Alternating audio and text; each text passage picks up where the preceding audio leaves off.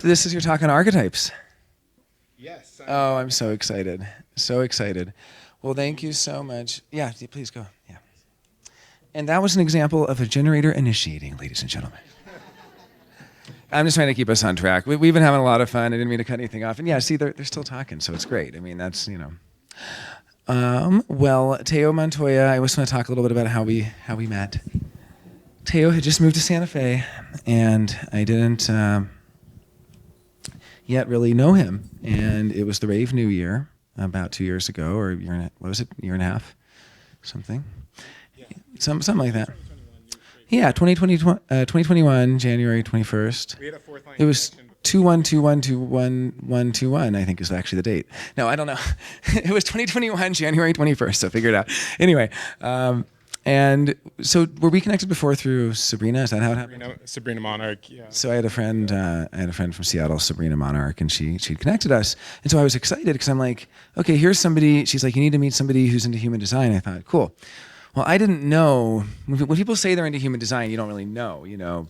I didn't know that I would be meeting someone like Teo, who's not just into human design, but a mental projector who is at the tip of the spear of human design knowledge and research, and who is extremely fluent in a vocabulary that is very near and dear to my heart, which is Jungian psychology and archetypal psychology. And I just didn't know that we'd become such good friends. His personality sun is on my design node. I mean, he's the same birthday as my girlfriend. I mean, come on, I love this guy. Let's hear it for Teo one more time. Teo Montoya. Okay. All right, have a great time. All right. Thank you, Jonah. Yeah, it's, living a fourth line life, you start to get used to just showing up and being like, oh, yeah, of course we know, and our great cousins are cousins, and that's what it is, and that's why we're here. So this is going to be a little bit of a workshop. I, of course, have no motors, and Jenny is like the last second. It's like, what are you going to call it? I'm like, this thing. I don't know. Didn't give a definition of what it was. It's going to be a workshop, so hope you all feel invited to share and to interact and to hear some of, I want to hear some of what you have to say. So I've been really curious about story for a long time. Of course, I had that 1156 as my moon and as my earth. And when I think about human design, I see it as a myth, as a story, right? It gives us context for our lives, gives us context for understanding ourselves, understanding who we are, right? And in that way, each of the channels and gates, all of them carry a story. Each of the lines carry a story. The movement through the lines carries a story. The detriments, the exaltations carry a story. So the way that I work with clients, when I see the definition in their design, I hear their story. That's what I always open up with. Let's talk. Get them talking. I have a very defined throat, so they talk. And in hearing their story, I start tracing. I'm like, oh, this is where that story lives in your design. This is where that story lives in your design. And we can start to see these patterns show up. Of course, it's a logical system. And I've been so curious about expanding human design, out, and having it not be, I want to be careful, I want to be too heretical here. But expanding human design to not be just based in the logic, but as this reference point for understanding ourselves without having to go deep, deep, deep into the logic. As you know, it's like, I'm gonna say this from my almost 10 years in design. It's like, if you're a year in, you don't know everything. And it's okay, because the system is so deep. But I'm very curious about how we can interface with the Bodygraph in particular in ways that are super accessible, that make sense to us. And there's nothing more human and nothing that makes more sense to us. It's part of the 3 ways that we make sense than story. So archetypes, I define them as conglomerates of human experience, conscious experience. This is our emotions, our experiences, our thoughts, right? The ways our mind works. And archetypes capture that and make it, and they condense it. To throw some fancy word, it's a mimetic condensing of complexity, right? So when we're looking at the world and its complexity, right, dealing with climate change, with wars, with all this stuff that goes on with our daily lives, raising children, having friends, all those things, suddenly we can condense it into a meme that just says lol, And that somehow captures the entire experience. right? And in that way, memes are archetypes to a degree. So archetypes are usually bound in myth in a sort of traditional sense, following Jungian work and Joseph Campbell's work, as many, and also like the many people that have come after them, like Martin Shaw and Michael Mead. So I want to do a little experiment with you all and call you into this little workshop, and I want to just define some archetypes. I want to hear some archetypes that you carry, some archetypes you're attracted to, some stories you're attracted to, some myths, whether those come from your cultures that you come from your diverse backgrounds, whether they come from study, maybe you got super into Greek mythology at a certain point, or any of those things. And let's just break them down. Let's break them into their, definition. What are they about? What is here? What is captured here in this archetype? Because again, archetypes are this way we can capture something that's more complex. Or we could write 12 pages about our experience, or we can just say, that was an Athena moment, right? So I'd love to start with anybody calling out an archetype, something you're called to. And if you feel like you don't know what that is, but maybe just a character in a movie, right? Maybe like some Obi-Wan. Yeah, go for it. Lilith? Okay. So let's stick with Lilith for 1 second. What defines Lilith? I need some help here. I actually don't know. So, does anybody know what are the characteristics of Lilith? Dark feminine, negative. Okay, dark feminine. Wild, desire. Right? And then the story of Eden, Lilith is kind of the one that was like kind of hidden off to the side, but the one that tempted, so to speak, and was the feminine embodiment of wild nature, right? And the dangers of that. Often, especially when I work with female clients in myth mending, Lilith shows up because it shows up as the witch wound, right? The deep knowledge of being connected to the earth and connected to our plant and animal kin and all of those things. So great. Let's look at Lilith. Let's open a Bodygraph. I'm going to use mine because I'm selfish. Where might we see some of these experiences in the Bodygraph? Which gates? 49. It's the first one I thought of, the 1949. Lines. 36. Excellent. 59. Yes. Sensuousness, sexuality, fertility. The 59-6. 48. Depth. Expand on that. Yeah, depth is the deepest of the deep. It's the dark. It's the unknown. The depth doesn't know that it has such a depth within it that it has to be revealed. And I like the 48 because there's also a sort of inherent like genius underneath it. Yeah. Oh, black magic. That's right. And then white magic is 46?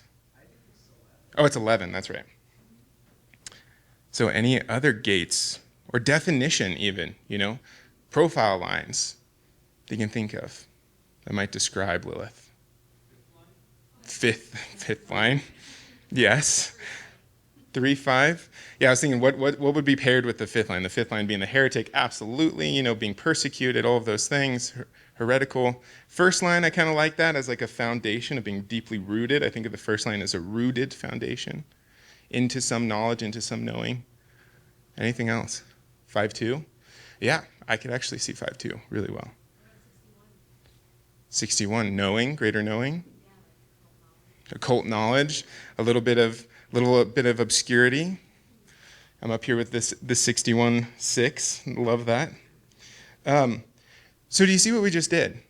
Right? We started pulling these together. And I'm so curious about this because when I look at the Bodygraph, I see it as a representation of human consciousness, of human experience. And with the design of forms, I see it as these ways we interact with other consciousnesses, right? And together in the pentas and the OC16 and all of those things and the WA. But when I look at a client's chart and I see, oh, you have the 1949, you have the 36, you have the 48, you're 5-2. And they're over there going, I keep becoming the black sheep. I keep getting persecuted. I'm terrified of owning my gifts as a spiritual person. I'm terrified of being seen that I go out to the woods on a full moon and I light a candle and I pray to my ancestors, right? But literally terrified. I know some of you might understand what that's like, but I have clients that are, their system, their nervous system, shuts down. So what do we invite in? We invite in Lilith. We start working with Lilith. We start saying, oh, these are these parts that are in your design. And you see how much quicker that is than like, well, let me look at your 49.6, and this is what this is. And actually, let's just study human design for 3 years so you understand what that even is to begin with. Do you know what a 6-line? Do you know the hexagram structure? It's in the upper trigram. Do you know what that is? Too bad, right? I can just look at the Bodygraph and say, yeah, you got this Lilith energy in you. It causes these challenges, and it's also one of your greatest gifts, one of your greatest powers. And I even use this in writing characters, right? When I have a vision of a character in my mind, I start going, well, what profiles would they hold? What archetypes are they carrying? I'm deeply interested in science fiction and fantasy, and those are on the nose when it comes to archetypes. The complexity of the characters can be there, of course, but it's like, okay, we get it. You're the hermit who came down from the mountain and led the young child through an initiation. It's like very straight up. So let's do this again, because I think it's fun. Does anybody else have any other archetypes? Yeah. Oshun. Which one? Oshun. Oshun. What is Oshun? An Orisha? Yeah. What defines Oshun? Well, how dare? The river. Current. What was that about magic? Fertility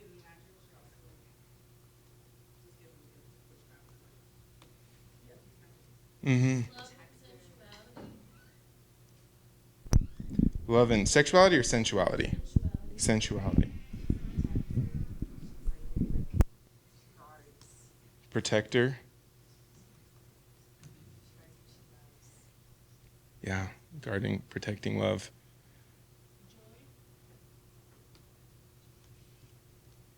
Joy. There's always such a connection between fertility and vibrancy and joy, right? That just vibrant summer, spring energy. So let's look at Oshun. Very different than Lilith, but again, we're working with the feminine, right? And there's places that I immediately go to the feminine, or I would say to the duality between the masculine and feminine, and that's the 50-27 and the 59-6. Right, both those have powerful roles between the masculine and the feminine. Immediately go to 59-6 because of this fertility aspect, this protective aspect. We've got the tribal, the communal going on. What else? 58. Yeah, this tending energy, this want to, I always talk about the 58 as tend. This is what it means to tend. When we tend or trim a tree, we're not trying to make the tree grow in straight lines like bars and maximize its coverage, maximize its space so it has the maximal amount of fruit. The 18, that stream of taste might want that, but at the end of the day, we have to let the plant grow. And we can only tend to its nature. So I just think about the 58 as tending the essence, right? And correction as this beautiful responsibility to tend the essence as opposed to making it right based on a condition factor. So how can we tend to the essence? I love the 58. Often think of the 58 in this very earthy and a bit in disagreement, got the 1762 with what Stephen said, but the 58-18 is where I see how we make nature better so that we are in a reciprocal beneficial relationship, right? How can I actually support an ecosystem? Anyway, going off on one of my rants, something else I'm really into. Where else in the Bodygraph could it be? 316. Yeah, I just bring in that pulse idea as well. Just the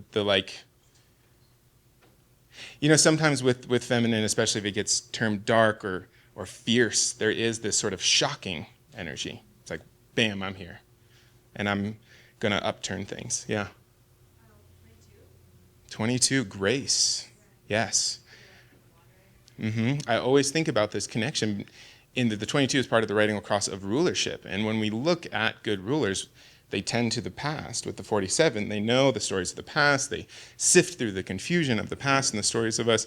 And then that 22, to speak gracefully, speak from this emotional place. It's like when you have a powerful orator, they got that waver to their voice and everybody's just bawling. They don't even know what the words are. They're not hearing the words. They're feeling the frequency. So when I think of the 22, that ferocity, that emotional potential for impact, because it is a manifested emotional channel. So again, how beautiful it is to work with a client and say what archetypes, or especially if you have a cultural connection, to know the archetypes from which they come, to know the archetypes that they are connected to look at their chart. And instead of giving them all of these different names and all of these different channels and all those things, which again, beautiful, wonderful, but I see some people that are brand new to human design and they come and they're just like, help me. Like, oh my God, what is all of this? Do I need to learn all of this? And they get really excited about it. But usually that's the mind doing its thing. How about grounding them in story through their design? Let's do it again. Let's keep going. I love it. Let's maybe not do a fierce, intense, powerful, feminine archetype. Prometheus. Love it. What was it? Like Merlin, Hanuman, the sacred trickster. Yes, we're doing that one next because that's my favorite. What defines Prometheus? What is the story of Prometheus? Does anybody have a Cliff Notes? He stole fire from the gods. Fire from the God. What? Humanity for evolution, technology, intelligence. Yeah, what is fire? Spread out. But what is fire in that story? Like metaphorically, what is that fire? Knowledge, yeah, consciousness. This ability to, and again, sort of following the Eden story, what we received from Eden was not only sexuality and sensuality, but intellect, was rationality. And I think of Prometheus as the spark of knowledge, right? So we have knowledge. There's a little bit of upheaval, maybe, like a revolution. We all know or should know where that is. Uranian, yeah, I could see that a little bit. Promethean is often associated with mercurial aspects. I think isn't Prometheus and the movement, the communication, the carrying the messages of the gods, the cosmos. Anything else with Prometheus? Heresy. He's going against the gods. By stealing the fire. What's so interesting is that in my research of mythology, and I love the Promethean story. Not very familiar with the Greek version, but the metaphor overall. And in my culture stories, I'm Lipon Apache, we have the trickster stealing fire from the fireflies and giving it to the humans. And humans, that being the way in which they commune, that's the way they survive, that's the way that act. That's the fire is what made them human. So I love this association of fire as like knowledge and consciousness. So let's look at the Bodygraph. Where might we find that? Some of this Promethean energy. 4323, 6447, that confusion. I definitely think of a lot of the mind, the crown and the ajna gates in this situation, and then transferring that knowledge to the 4323. Absolutely. Communication, any gates? Gate 1.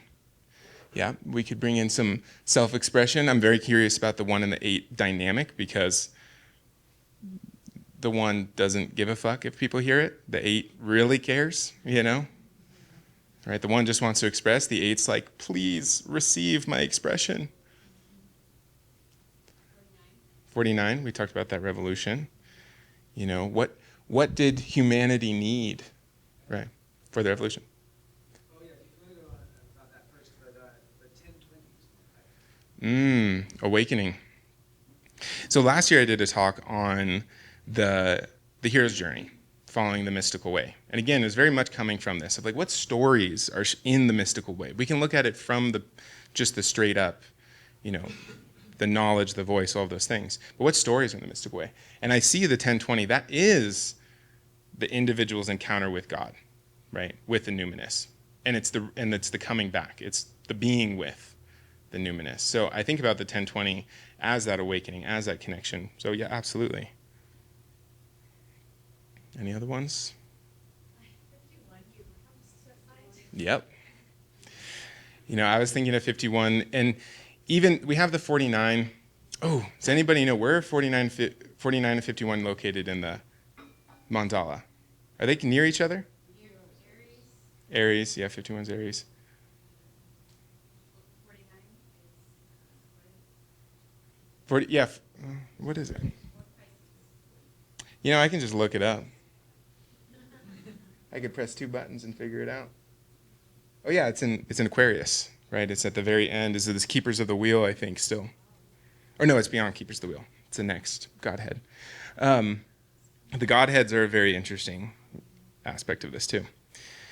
It's Kali. Yeah, awesome. Which one? 36. Yep. I always think I put the 2551 and the 3635 in my mind. They're shamanic. They're initiatory, right? They bring us into something. They bring us down. 51 shocks the shit out of us. 36 brings us under the earth, brings us into the darkness.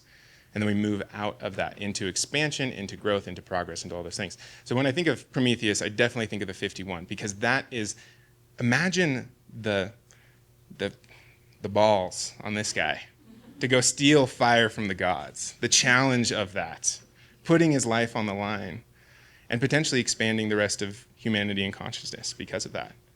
It's a beautiful, powerful energy there. And there's also all kinds of, Icarus comes to mind too, of like when we push too far, when we don't, a 51 without a defined ego, you're going to burn, your wings are going to melt at some point. At some point, you're going to run into a challenge. So let's do another one. Let's bring in some of that trickster energy. Which ones were they again? Yeah, Merlin, Hanuman. I'm curious about Hanuman. I think that's the Buddhist version. So it's the monkey from the Mahabharata. I don't know if I'm saying it right. But yeah, does anybody know that story that wants to speak into it? What now? Eshun? I'm not sure. But I don't know. I don't know if I know that archetype. Let's stick with Merlin for a little bit. Merlin's fairly easy. And it's very much like the definition, Gandalf and Merlin, the definition of this archetype. So what does Merlin carry? Magic. Carries an unknown knowledge, a knowledge to be initiated into, right? People don't know it. It is hidden, secret, occult. What else? Guide, mentor.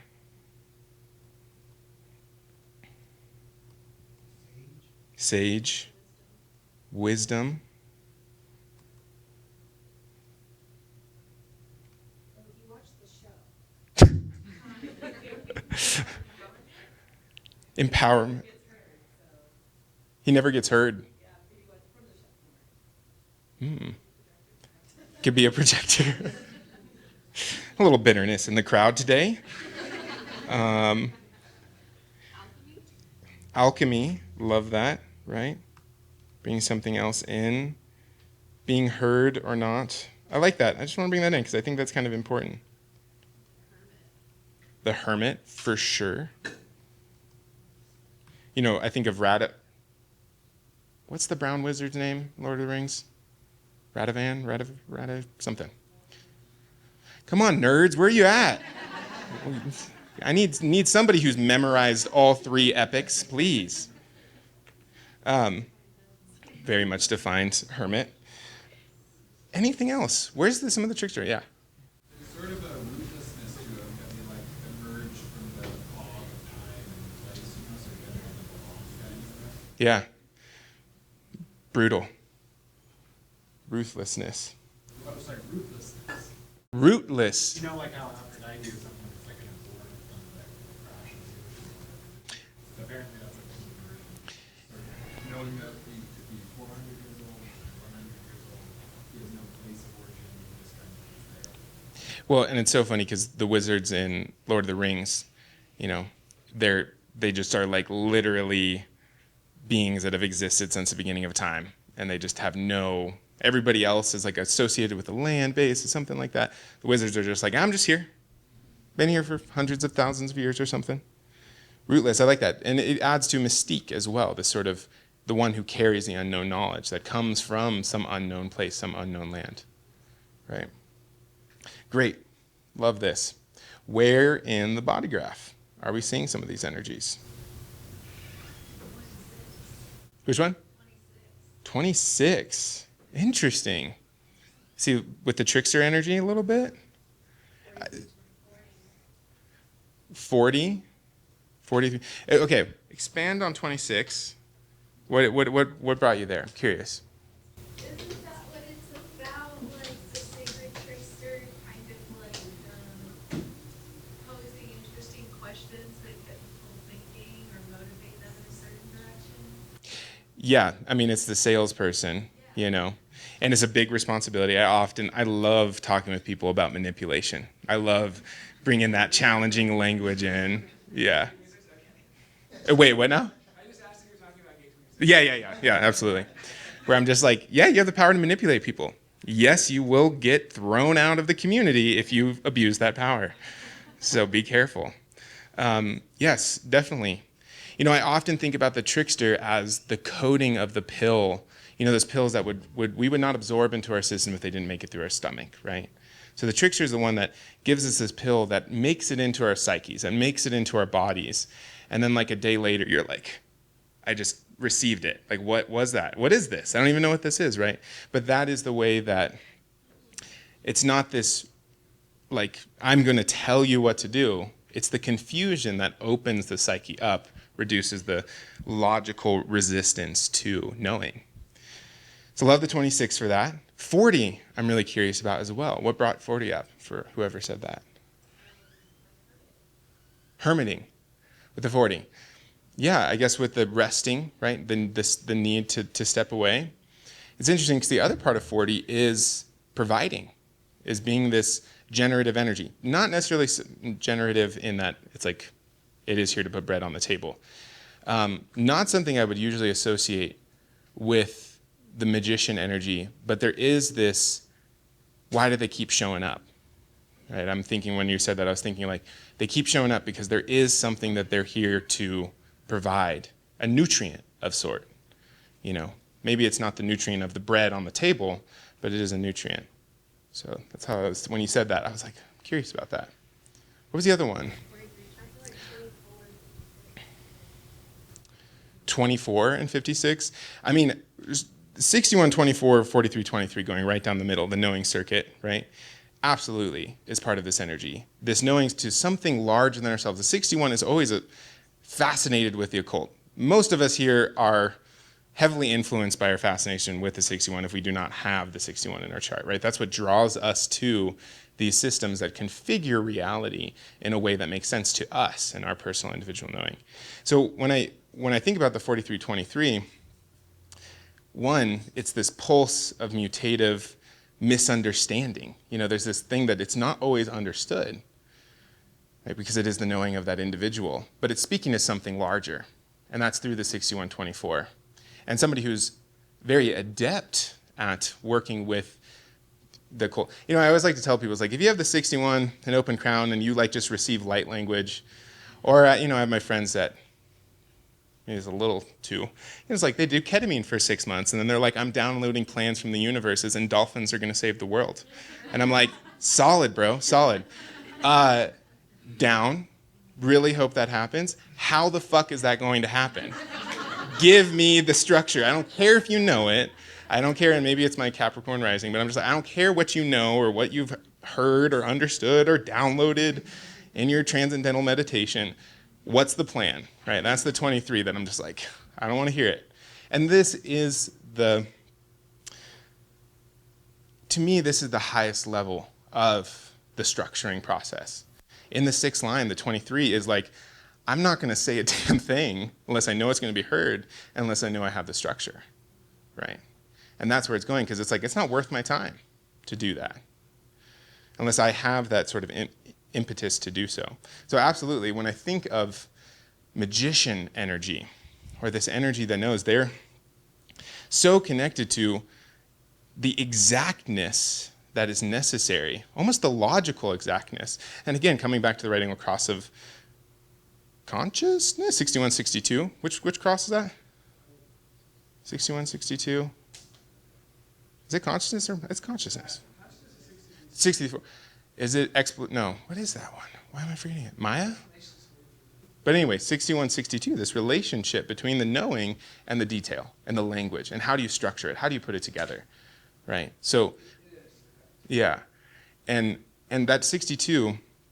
Here again, bringing that exactness in, and the 4323 also bringing this deeper knowing in. But like when you make a spell or you create a magic, or I love the idea of alchemy. I love Full Metal Alchemist. It's like my favorite anime ever, right? And just always thinking about where do we get this exactness of the runic sigil experience, right? And my own experience with sigils, again, is like how do we make them exact enough that they're potent and they represent this archetype directly? You know, if it's just like a very loose symbol of a circle, that can represent so many things. If it's a circle with a 6-pointed star and it has 3 dots in a certain area, and 1/4 of it is red, like all of those signify, and all of those are an exactness, and that is what magicians do. That's what spells are, right? What else? 1148. We bring in the dark and the white and black magic here, for sure. You know, I think of like the black magic sort of having this potential to lead to decay, and the white magic leading to possibility. And in the 11, this utopian orientation towards what could be a possibility gate in the stream of understanding or sensing. Understanding? Sensing. What other gates? There was something else. 56, 13, 25. Are we noticing a theme here? Open G with like hidden gates. Totally. Sort of a tender of the direction of an individual. And of course, magicians, or in this context with Merlin, they are the ones who carry the youth across the threshold. Okay, you think you're just a good old farm boy, aren't you? No, you got some magical power because a demon cursed your great ancestor. So welcome. This is every single fantasy novel and TV show we've ever seen. And the takes them off. The kids kick back. I don't like this. And then they discover their power. They're terrified of it. They need the help. They need the resource. And then they grow into it. And the Merlin is the one who is helping direct direction, self, power, trust, competency. All of these things that are so valid or so important to the G Center is competency, self-love, and self-trust. Can I exist in the world? Do I know myself and love myself? And can I trust myself and my design to then be me and be expressed in the world through the 1020? So I love the Merlin archetype. The other thing here, I don't know if anybody was tracking, all projected gates pretty much. Every single one is a projected gate. Talk about a guide, right? Every single one that was pretty much, can't even think of one that wasn't. So that's another huge aspect here. I have a Yeah. just with your generate one, channel discovery. 29 Yeah. and 46. Yeah, 29, 46, there's like this element of like that venturing together, not knowing where it's going to lead. Well, and also following life, allowing life to flow through us, to just follow it, to trust it again. And I think of so much of, sort of the earth magic aspect, you're not creating life, you're not fixing life, you're moving with life and helping move it and correct it and responding to it, So absolutely, I think that's a beautiful, and that would, again, thinking in my head, that's the brown wizard, Radishan or something. I'm really disappointed that nobody knows what the brown wizard is. Like, so disappointed. What is it? Thank you. Okay, on. I do. I don't know. I read Mahabharata once. Vaughn knows. Vaughn, hit me with Hanuman story. Or update your Instagram. Either works. I also know a little bit of the Hanuman story, kind of, but I'd like to hear his first. Sorry. Go for it. I don't know. He was born a god in a monkey. Walked around busting stuff up with a big club. He was a devotee of Rama. Mm-hmm. He's the central character of the book, the Ramayana. Mm-hmm. But basically, he just ran around busting stuff up. Yeah, I was gonna comment that I only know about Big club. I only know about Hanuman because of the Agora trilogy by Robert E. Svoboda, which are fantastic, fantastic books for anyone interested in learning the Vedas, because they tell the stories of the Vedas, including synopsis and discussion of the Ramayana, which is this battle where Rama has his loved one, is it Sita? Yeah, Hanuman. You know, he was 10 feet tall, half a monkey, and he was on the battlefield, and he had a big club, and he was busting people up.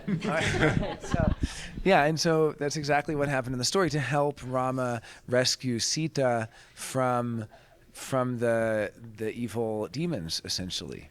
I love this. All right, I got a lot to work with already. What is a monkey?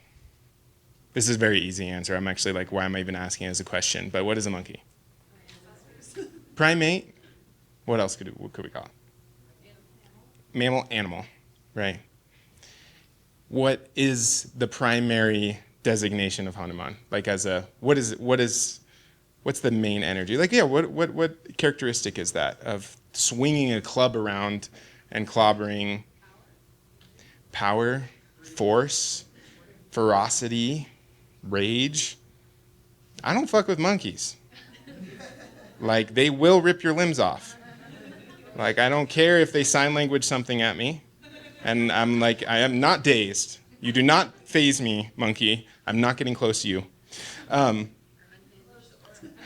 Close aura. Why did you say monkey breed? Be like monkey mind. That kind of busy. It's actually, you know how you say that? I don't like that.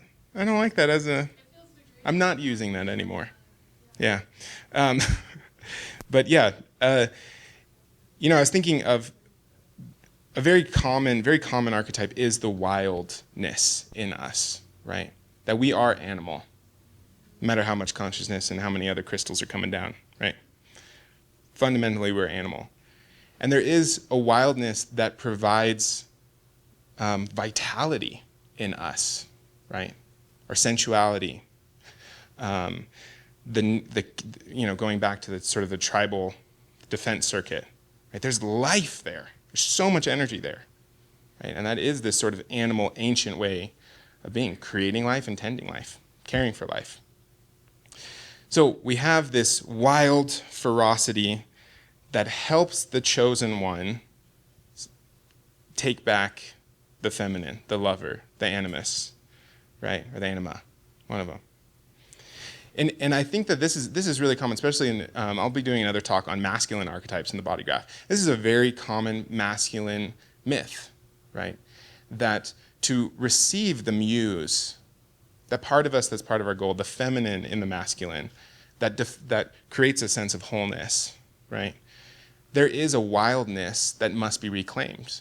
There must be a confrontation with the wild, with the ferocity of the wild, with the vitality of the wild, the sensuality, the sexuality, the hair, right? So often wild archetypes are covered in hair. It's both appalling and weirdly sexy, right? It's like some of us are like, I want the big bushy chest, and other people, I want to be sleek as a seal. That's a little strange to me. Right, so there is this connection between fecundity and fertility and the animal in us. So thinking of this archetype, ferocity, I'm going to fuck up a lot of people to keep my gold, to keep my muse, to keep my feminine safe and secure and not stolen away, right? So where can we see this in the Bodygraph? 34? Like, I will fuck shit up to be myself. Like, I will to keep myself. 38? Yeah.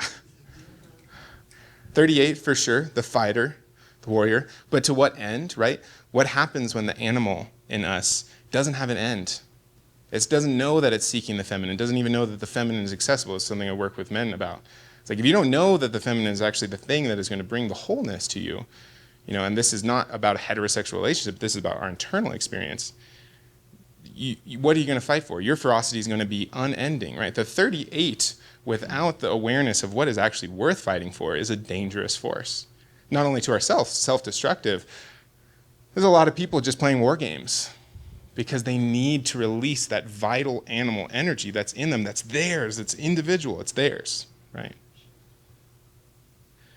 So what else? I heard a couple things. There's 34, 20. That's really interesting. He showed me a picture of Hanuman, who literally ripping open his chest. So I feel like maybe to find heart, my ego. You know, I think in the masculine archetypes, the warrior energy to me is all of the connections between the spleen. So it's everything hanging off, not the spleen, excuse me, everything hanging off of the root and everything hanging off of the solar plexus. Right? And I'll talk more about that when I talk about the masculine archetypes. And so there is this one, we have the 59-6 connection. What am I actually open to fighting for or connecting with or having union with, penetrating? And then there's the 37, which is to me the heart of community. The 37 is the hook. You know, I always talk about the 37 as the hook. It's the one who carries the heart, the feeling of this is what it feels like to be joyfully intertwined and dependent on each other. And of course that goes all kinds of sideways all over the place. And I'm so sorry for 37's hanging gates. Like, good luck. But yeah, thinking that that heart is a beautiful analogy. Hopefully 35, 36. 35, 36? During an emotional load, whenever you like rip everybody's heads off. You know, I think about the 35-6 as, again, the fertile chaos, you know, has this potential, you know, all of our plans go sideways and this chaos shows up, this crisis shows up. What do we do? What do we do? What do we do? But there is a fertility there. There is a potential for growth. The seed is being planted. So, yeah, there's some fertile chaos in that. I was just thinking about 57 and all what you're saying about hair. You know, another signifier of hair is the psychic perception. And that supposedly when we were hairier, we had more clarity of psychic perception, which seems very splenic to me in 57 in particular. Yeah. And also just might continue that channel struggle circuit too, because there's the existentialism when it reaches the throat. So the first thing I thought of was the stream of what is it called now? Why am I forgetting? Intuition, right? Or is it instinct? It's intuition. I always get those two mixed up. Right, 38-28, 57-20, but then the entire integration channels here, right? This is the fight for your life. This is the fight. I will survive. I will maintain my wholeness. I will maintain my individuality. I'll do anything for that, right? And again, the masculine and the feminine being that sacred bond. And yeah, the hair thing's so funny. I don't know if you're new to Santa Fe, it's actually extremely humid right now, but it's usually dry as hell. And I swear I can feel differences in like electricity because of the hair on my arms and stuff like that here, because it'll get so dry that when you build a charge or there's a charge building, like literally can feel it. So I don't know, I just love that because I think there is these ways that is it pre-prioception? Is that what we call it? Anyway. Cool, fun, love it. Let's see, it's 12:45. Do we want to keep going? You want to still keep exploring these? Okay, what other ones do we got?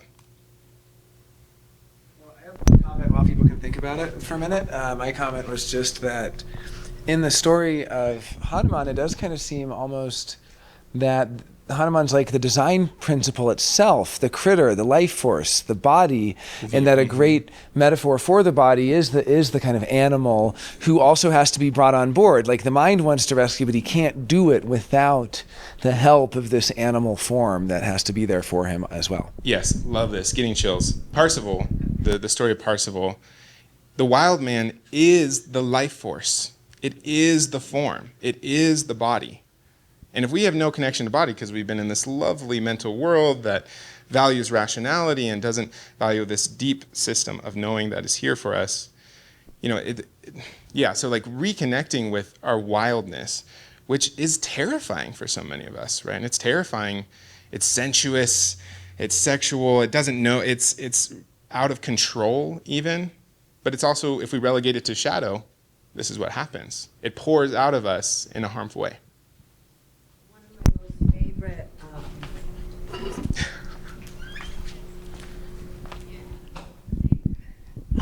Clarissa Pinkola Estes calls her the giantess. The giantess. And she is hairy, and she is huge, and she is wild, and she is get down dirty, and she is everything that a woman shouldn't be, and all of the aspects of that dark feminine. She is absolutely one of my favorite characters, and who really helped me, my manifestor self, come out into my giantessness. Yeah. Where is that in your body graph? Oh, this Where do lives you in explore that? 51, 51? in 21, Mhm. in 26. 26 and not, yeah, oh yeah. Not, yeah, fucking Yeah. people up. Yeah. It In lives- control. Yeah, in a open route with a hanging unconscious 19 twice. So the needs that are not being met, Yeah. and how that activates this warrior self in Not me. acceptable. Not acceptable. Yeah. And so the giantess found her place, and she's something that is close to my heart. Yeah, and bigness. Being able to be big, being able to walk in the room and say, yes, I am a bull in this china shop. Yep. You're welcome. Respect that. Yes. And the responsibility of that. Right, for sure. Yeah. And the giantess does have a lot of hair, and that hair does represent the perception, her perception and connection with the entire Maya around her. Yeah. Yeah, Love it. yeah. We did that. We got it. That's great. Another one. Any other archetypes? Maybe from a story too. You know, like if you have a Harry Potter. Let's look at Harry Potter. Because, yeah. What a wimp he was in the first year. Am I right? I'm sorry. I didn't want to offend any Harry Potter fans. But that's part of the joke, is that this is the hero's journey with Harry Potter. That is what it's all about. It is all about moving from adolescence, mastery, stepping into a generative adulthood, an adulthood that fights shadow. You know, the light versus dark stuff is a little too literal in fantasy and sci-fi, coming from Star Wars and all those things. And we start putting darkness outside of ourselves. And I love when a character gets complex and realizes, like I like the gray areas. You know, I like the Snape. The one that reminds us, like, oh yeah, there's a little darkness, but there's good in here too. Like, I'll fuck around with some weird potions, but like, also I'm gonna take care of my people, right? And that in between being so vital. So anyway, going off on a rant about it. What? Explain Harry Potter, and let's start with like the first 2 years. Who is Harry Potter? Unaware.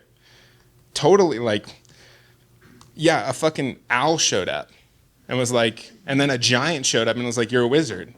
Like, how did he not have a mental breakdown, like, immediately? He's like, yeah, sure, I'll run into a wall, and I'm out of here. Yeah, it's fucked up shit. What else? Innocent, yes. Absolutely. We all are innocent as children. We live in our forms. We live in our bodies. The conscious mind has not been like, well, that's wrong, right? And that is the conditioning process, to lose innocence. But to maintain it is the question, and we'll come back to that. Persecuted. Literally living in a house of persecution in the thing under the stairs. Yeah, it's, you know, I sometimes think about, I'm not even going to worry about that misspelling. Persecution. You know, these fantasy things are so on the nose. They're so direct. And as children, we need stories that are direct that way, because we're learning how to configure the complexity of being 12.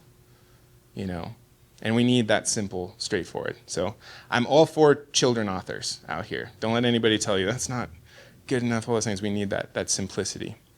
What else about Harry Potter? Traumatized and curious. Sometimes those go hand in hand, yes.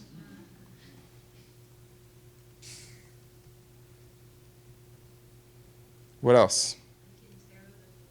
The fool, yes. The beginner, the one that does not know, in that mutable space, quite literally mutable. The fool is carrying all of the elements and is between them all in some way. Is the prima materia, the very beginning. The fool. Awkward, lanky, as many of us are. I was like 6 foot in 8th grade, and that was a hard thing. That was hard. That was difficult. What else? Material transformation and materialism in general. Material. Part of what Harry Potter existed for was growing up, right? And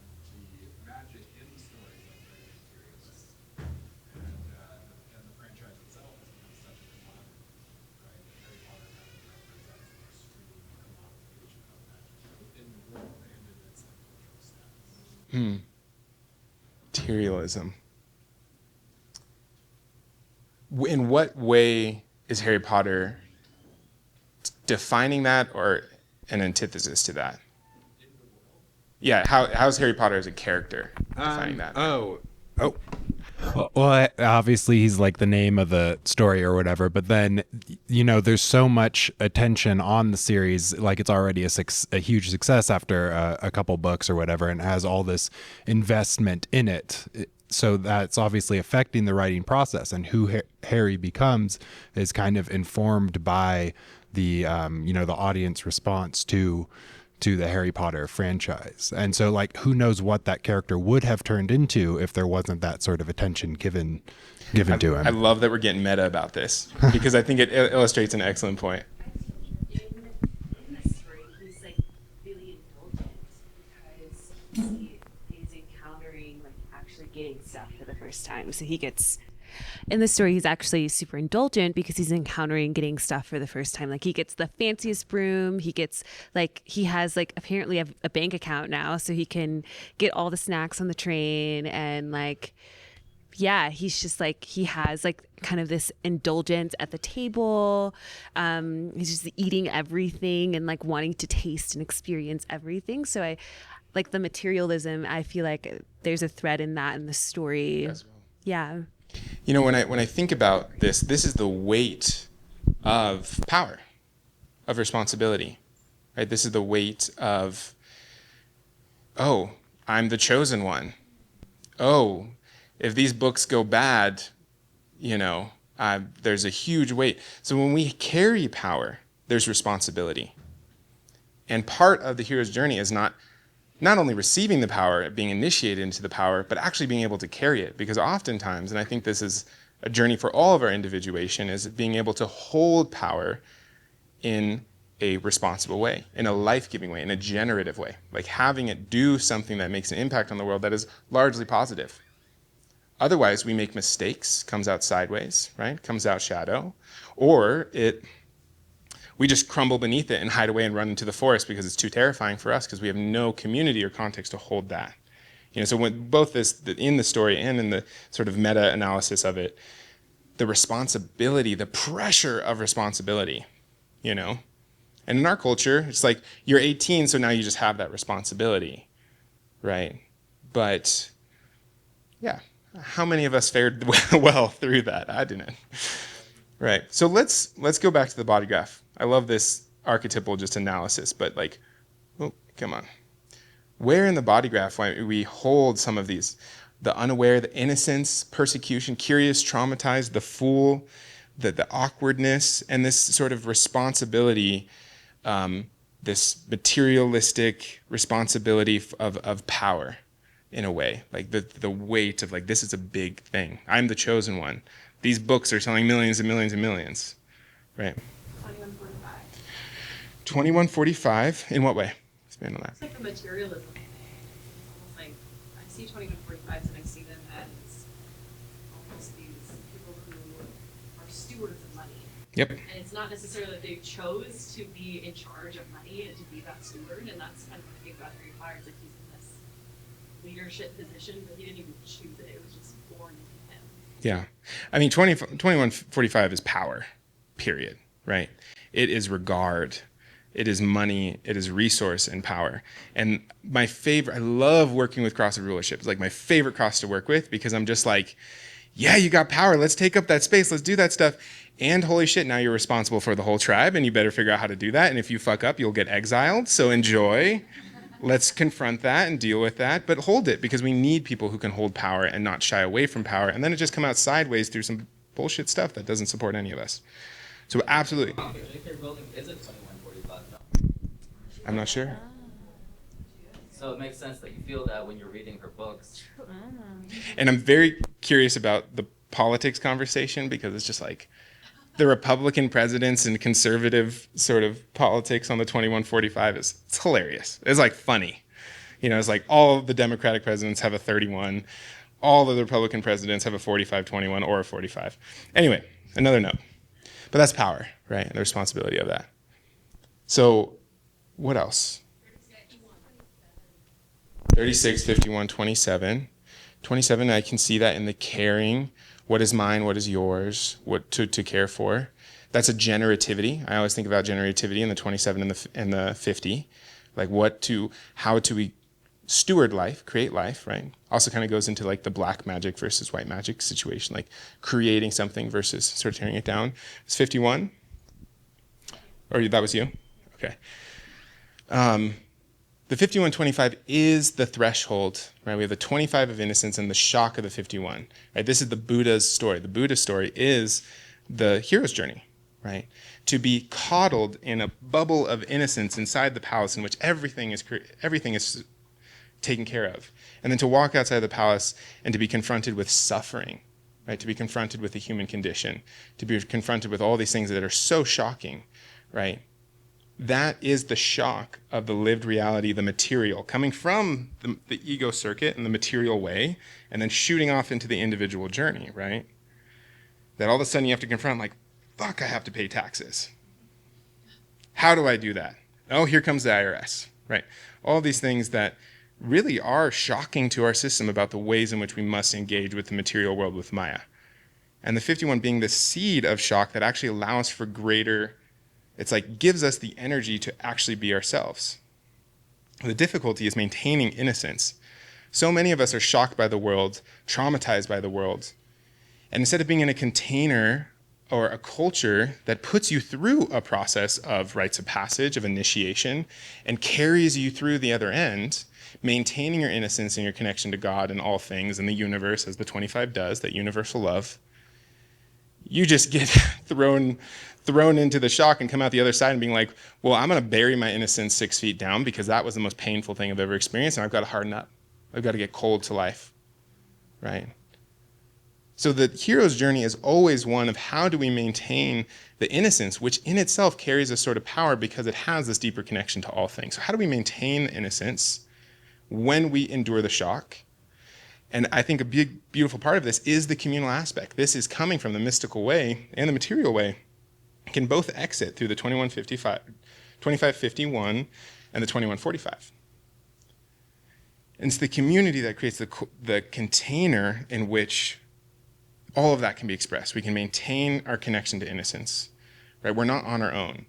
This is the danger of the individualism of the integration channel. It being an individual is part of the journey, but the individualism, I see the hardening there, right? The not being able to soften into innocence. And I think every hero's journey, Harry Potter included, was like, how the hell can he confront being the chosen one, his parents dying, having to go back every summer to live with these fucking muggles, and still show up, still do what he needs.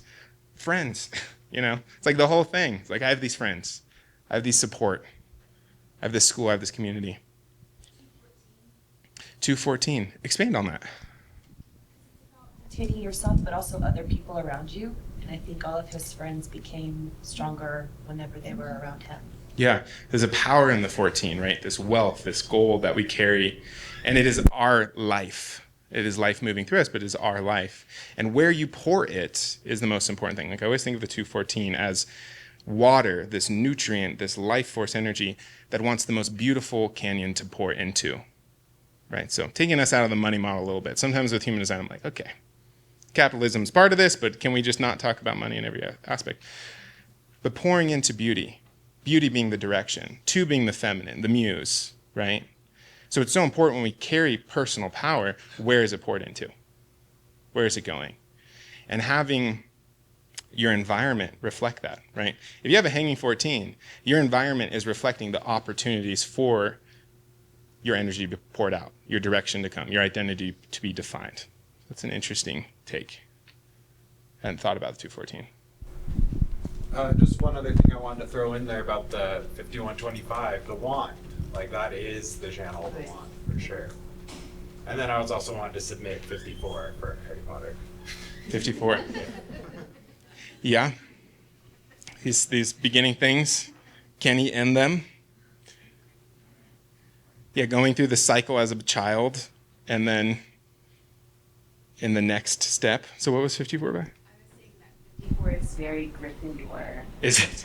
Like, just don't know what I'm going for, but I have to. You got to keep the resolve. Some reason. Resolve to walk through the experience. Okay, I'm done with Harry Potter. Let's do one more. Or are we done here? I think we're at time. Any last questions? Any things follow up? Okay. So I just hope that this was an experience of seeing the ways in which stories live in the body graph, the ways in which archetypes live in the body graph.